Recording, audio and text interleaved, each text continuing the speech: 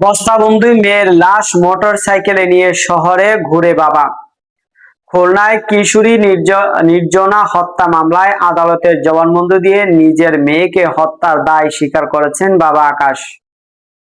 রোববার 19 July Khulna metropolitan magistrate আদালত 1-এর বিচারক মোহাম্মদ আসাদুজ্জামানের আদালতে তিনি স্বেচ্ছায় জবানবন্দি দেন। পরে আদালত তাকে কারাগারে পাঠানোর নির্দেশ দেন।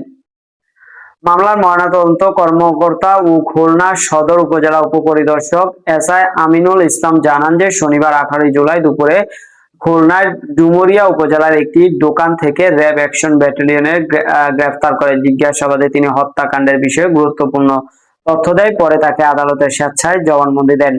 পুলিশ ও আদালত দেওয়া জবানবন্দি সূত্রে জানা গেছে যে গত 8 জুলাই সকালে নির্জনার স্বামীর সঙ্গে চলে যাওয়ার উদ্দেশ্যে বাড়ি থেকে বের হওয়ার পরে বাড়ির সদস্যরা তাকে ফিরিয়ে আনেন। বিকেলে মা আরিফা ইয়াসমিন সীমার সঙ্গে তার বাকবিতণ্ডা হয়। এক পর্যায়ে নির্জনার মায়ের উপর শারীরিকভাবে আক্রমণের ফলে পরিস্থিতি নিয়ন্ত্রণে আনতে বাবা আকাশ কাঠের একটি চলা দিয়ে আঘাত করেন। তবে দাবি আঘাতটি দুর্ঘটনাবশত নির্জনার মাথায় লাগে এবং পরে তাকে বাঁচানোর চেষ্টা করেও ব্যর্থ হন।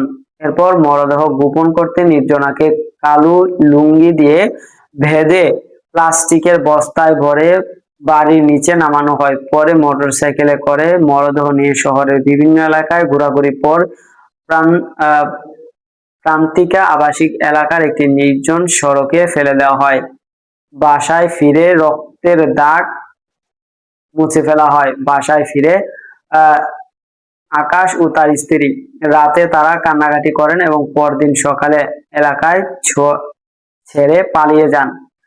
খুলনা সদর থানার ভারপ্রাপ্ত কর্মকর্তা ওসি শরীফুল ইসলাম জানান যে বস্তাবন্দি মরদেহ উদ্ধারের পর প্রথম দিকে নিহতের পরিবার শনাক্ত করা সম্ভব হয়নি। এমনকি পিবিআই ও সিআইডির মতো বিশেষায়িত সংস্থাও গুরুত্বর পরিচয় নিশ্চিত করতে পারেনি। পরে সামাজিক যোগাযোগ মাধ্যমে নিহতের ছবি প্রকাশের পর দিন বিকেলে তার পরিচয় শনাক্ত হয়। ওসি আরো জানান যে হত্যাকাণ্ডের সময় নিহতের মা বাবার সঙ্গে বারবার যোগাযোগের চেষ্টা করলেও খুঁজে পাওয়া যাচ্ছিল না। পরে প্রযুক্তির সহায়তায় প্রথমে মা আরিফা ইয়াসমিন সীমাকে আটক করে জিজ্ঞাসাবাদ করা হয়। শুরুতে তিনি নীরব থাকলেও পরে হত্যাকাণ্ডের বিষয়টি বিস্তারিত জানান। পুলিশ জানায় যে ঘটনার 6 দিন পর হত্যাকাণ্ডে ব্যবহৃত মোটরসাইকেল উদ্ধার করা হয় এবং 10 দিন পর ডুমুরিয়া থানা থেকে আকাশকে গ্রেফতার করা হয়। এর আগে গত 10 জুলাই নির্জনার মা আরিফা ইয়াসমিন সীমাও আদালতে জবানবন্দি দিয়ে মেয়ে হত্যার দায় স্বীকার করে মামলা তদন্ত অব্যাহত চলছিল।